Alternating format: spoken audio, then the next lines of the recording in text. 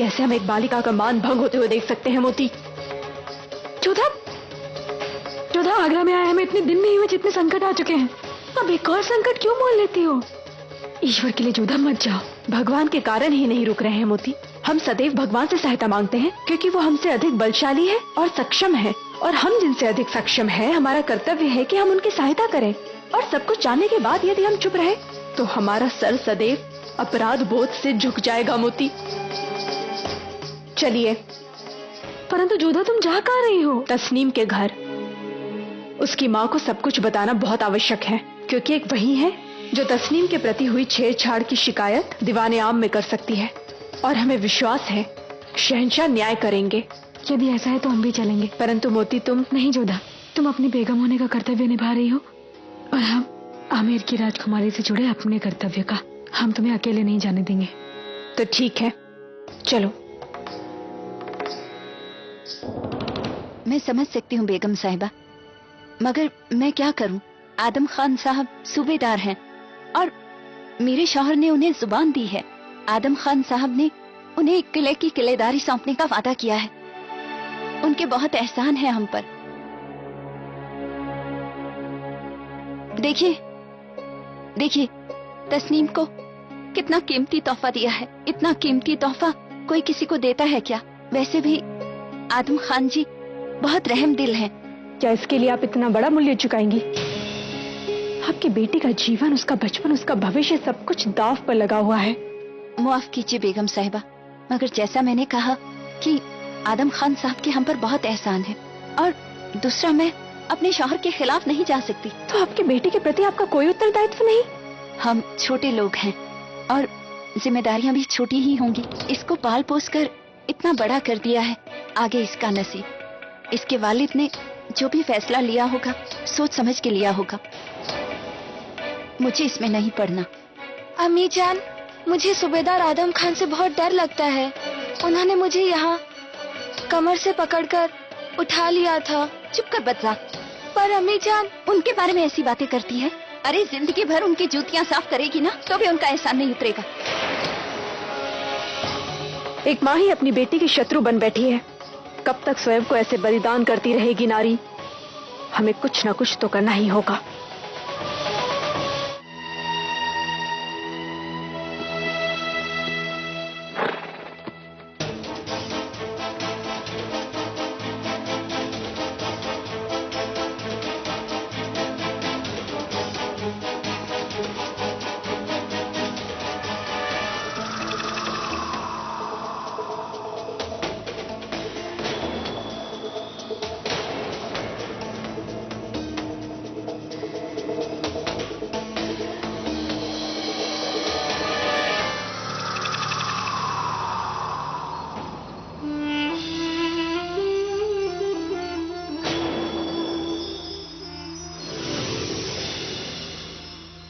जोधा बेगम को आदम खान का सलाम। आप यहाँ आना आपके शान के मुताबिक नहीं है। शान तो मुगल सूबेदार की भी कम नहीं आकी जाती आदम खान जी। क्या हम जान सकते हैं कि आप यहाँ पर क्यों उपस्थित हैं? अब क्या कहें, रियाया का हाल पूछने का दिल किया, यहाँ चले आए। और आप? तो बस यूं समझ लीजिए कि हम भी अपनी प्रजा से पूछने आए हैं कि कहीं शाही अधिकारियों से उन्हें कोई समस्या तो नहीं है। आप कहना क्या चाहती हैं? आप सब कुछ समझ रहे हैं कि हम क्या कहना चाहते हैं, और हम आपकी मंशा जान चुके हैं। परंतु विश्वास रखिए, हम आपकी ऐसी घृणित मंशा पूरी नहीं होने देंगे।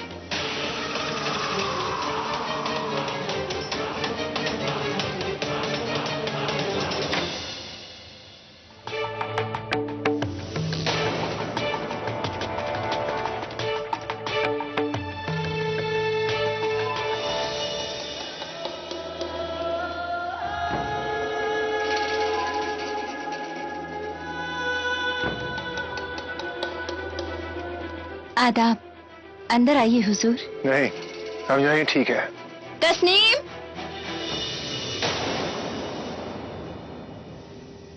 जोधा बेगम को यहाँ तुमने बुलाया था? नहीं हुजूर, कनीज ऐसी गुस्ताखी नहीं कर सकती। वो अपने आप ही चली आई। हमने तो उनसे कहा भी कि आदम खान साहब के हम पर बहुत एहसान है, इसीलिए। हम सिर्फ इतना जानना चाहते हैं कि जोधा बेगम यहाँ क्यों आई थी और क्या बातें हुई। अब तुम बताओगी या फिर हम तस्नीम से तफ्तीश करें?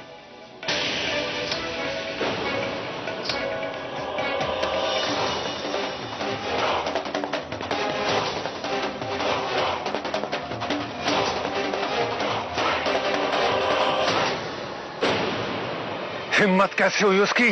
हुजूर, गुस्सा थूक दीजिए। हमने उनकी बात नहीं मानी। हमने उनसे साफ कह दिया, सूबेदार साहब हमारा और हमारी बेटी का बहुत ध्यान रखते हैं और वो जो कहेंगे हम वही करेंगे। ठीक है, एक काम करना, आज शाम महल आ जाना, बहुत जरूरी काम है। हुक्म की तामील होगी हुजूर।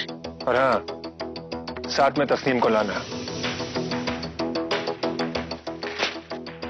ये तस्नीम के लिए।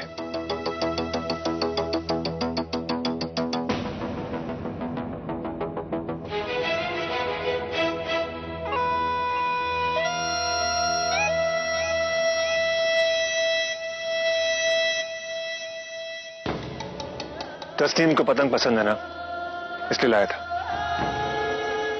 शाम को आना भूलना मत। खुदा हाफिज। आदाब।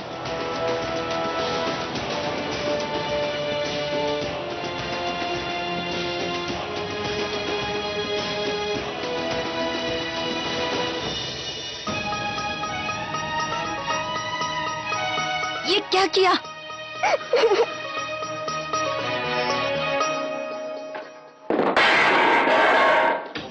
हमारी हुकूमत हमारे सामने से, हमारे हाथों से खिसकती जा रही है और हम कुछ भी नहीं कर पा रहे हैं रेशम, क्योंकि हमसे हमारी हुकूमत वही छीन रहा है जिसने हमें हुकूमत दी है, जलाल। पता नहीं हमें क्यों ऐसा लग रहा है कि जलाल का हम पर से यकीन उठकर कहीं और जा रहा है।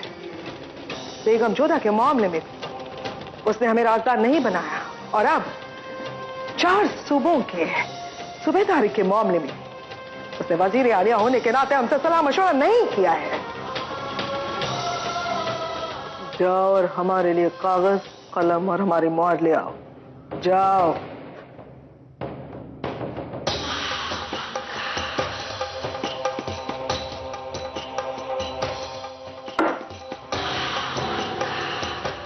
ये पैगाम अभी इसी वक्त शहंशाह के पास ले जाओ और उन्हें पढ़ के भी सुनाना। हुक्म की तामील होगी वजीर आलिया।